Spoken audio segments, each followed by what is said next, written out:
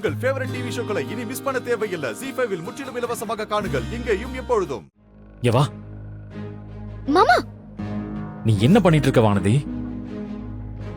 உன் மனசுல நான் இல்ல, அதனால எனக்கு இந்த கல்யாணம் வேண்டான்னு நீ என்கிட்ட சொன்ன. அதை நான் ஏத்துக்கிறேன். ஆனா நீ இந்த கல்யாணத்தை நிறுத்ததான் நினைக்கிறேனா?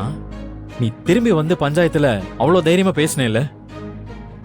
அப்பவே நீ இந்த கல்யாணத்துல உனக்கு விருப்பம் இல்லைங்கிறத சொல்லி நிறுத்தி இருக்கலாம்ல. ஆனா அப்ப நீ எதுவும் பண்ணாம கல்யாணத்தை நிறுத்த வேணாம், பேசின மாதிரி நடத்துங்கன்னு எங்க அப்பாட்ட சொல்லியிருக்க. இப்ப என்னடானா அருள் கட்ட போற தாலிக்கு பொட்டு வைக்கிற? அப்படின்னா உன் மனசுல என்ன நினைச்சிட்டு இருக்க? ஏதாவது செஞ்சு அருளை கல்யாணம் பண்ணிக்கலாம் நினைச்சு இதெல்லாம் செஞ்சிட்டு இருக்கியா?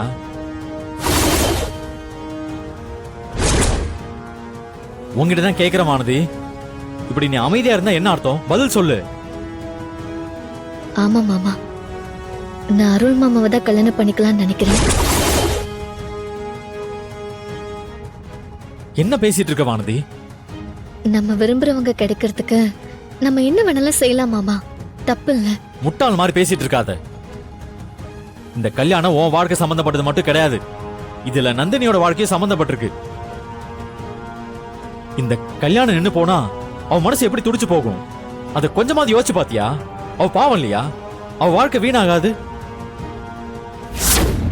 நீ அருள கல்யாணம் பண்ணிக்க போறதால நந்தினி வாழ்க்கையோ இல்ல கரிகாலன் வாழ்க்கையோ அழிக்கிறதா நீயா நினைச்சுக்காத. சொல்ல போனா அவங்களோட வாழ்க்கையும் சேர்த்து காப்பாத்த போறதே நீதான்.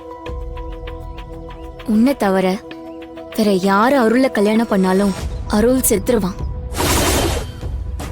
ஒருவேளை நந்தினி அருள கல்யாணம் பண்ணிக்கிட்டா அடுத்த நிமிஷமே அருள் செத்து நந்தினி விதவை ஆயிடுவா. அவங்க அம்மா மாதிரியே அவளோட வாழ்க்கையும் ஆகணுமா? நான் யார் வாழ்க்கையும் கெடுக்க வரல மாமா, நான் ஏன் வாழ்க்கையை தான் காப்பாத்திக்க வந்தேன். நீங்க நினைக்கிற மாதிரி எல்லாம் எதுவும் நடக்காது. அருள் மாமா நந்தினியை கல்யாணம் பண்ணிக்காட்டியும் நந்தினிக்கு நல்ல வாழ்க்கை அமையும். நீங்க அதெல்லாம் நினைச்சு பயப்படாதீங்க. நீ என்ன பேசுறன்னு புரிஞ்சுதான் பேசுறியா வானதி? நான் புரிஞ்சுதான் மாமா பேசுறேன். உங்களுக்கு தான் இப்ப என்ன நடந்துட்டு இருக்குன்னே புரியாது. போக போக எல்லாமே புரியும். அதனால நடக்கிறது நடக்கிறபடியே இருக்கட்டும், விட்டுருங்க. வா.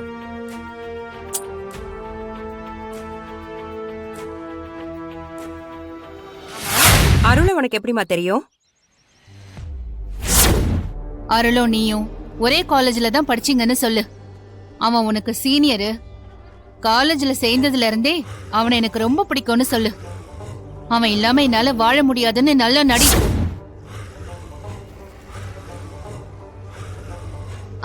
காலேஜ் படிக்கும் போதுல இருந்தே எனக்கு அருள நல்லாவே தெரியும் ஆண்டி. அருள் என்னோட சீனியர் தான். அவரை பார்த்த முதல் நாள்ல இருந்தே அவர் எனக்கு ரொம்ப பிடிச்சு போச்சு. நான் அவரை அப்பத்துல இருந்தே லவ் பண்ண ஆரம்பிச்சிட்டேன். ஆனா இது எதுவுமே அருளுக்கு தெரியாது. ஏன் இப்படி ஒரு பொண்ணு காலேஜ்ல படிக்கிறேன்னே அவருக்கு தெரியாது. ஆனா அவர் இல்லனா எனக்கு லைஃபே கிடையாது ஆண்டி. ஆமா, உங்க அப்பா என்னம்மா பண்றாரு?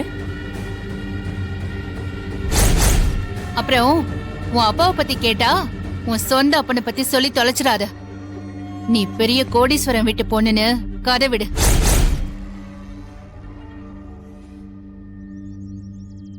எங்க அப்பா உங்ககிட்ட சொல்லலையா? சொன்னாரு, ஏதோ மேம்போக்கா சொன்னாரு. நீ சொல்லுமா. ஓ ஓகே ஓகே ஆண்டி. எங்க அப்பா பெரிய மல்டி மில்லியனியர். என் பேர்ல பெரிய டிராவல்ஸே வச்சிருக்காரு. அதுல ஒரு 20 பஸ் ஓடுது, 4 லாரி ஓடுது, 50க்கும் மேல கால் டாக்ஸி ஓடுது, 3 ஜேசிபி வேற இருக்கு. இது போக 50 ஏக்கர் விவசாய நிலமும் எங்களுக்கு இருக்கு. அதுல பங்களா கூட இருக்கு. நான் அவருக்கு ஒரே பொண்ணு ஆண்டி. அதனால கல்யாணத்துக்கு அப்புறம் எல்லாமே எனக்கு தான். ஓ அக்கா, இவ வரதனை விட ரொம்ப பெரிய ஆளா இருக்கா போல. எப்படியாவது இந்த பொண்ணு அப்படியே அமைக்க போட்டுற. நம்ம வீட்டு மருமகள் ஆக்கிக்கணும். அதுக்கப்புறம் நீதான் இந்த வீட்டுக்கு நாட்டாம. அதுக்கப்புறம் அந்த மணிமேகலை காலம் பூரா உனக்கு அடிமைதாக்கா. இருடா, அதுக்குள்ள மனக்கோட்டை கட்டாத. ஏமா, சாரி ஆண்டி, சொல்லுங்க.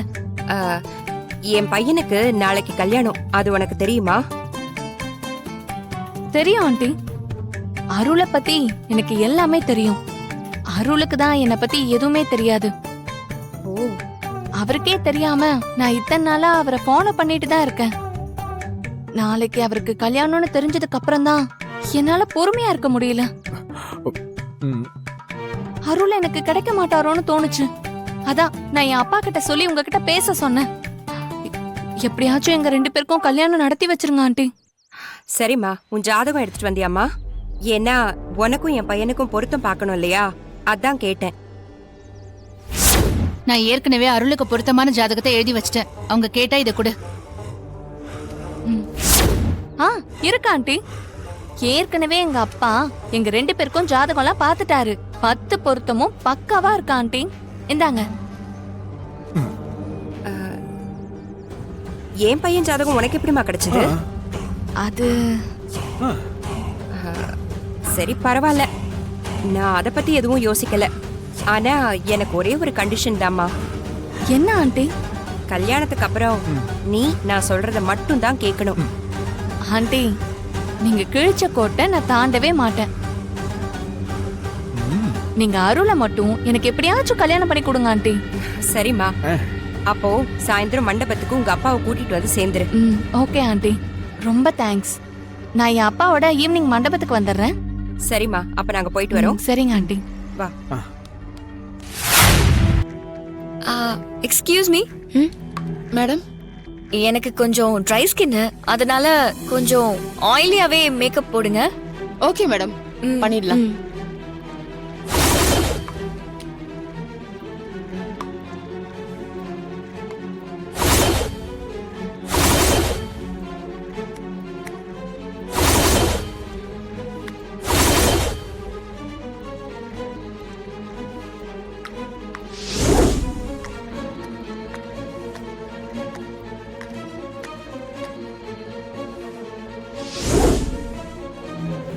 அப்ப நான் சொல்றத செய்றீங்களா?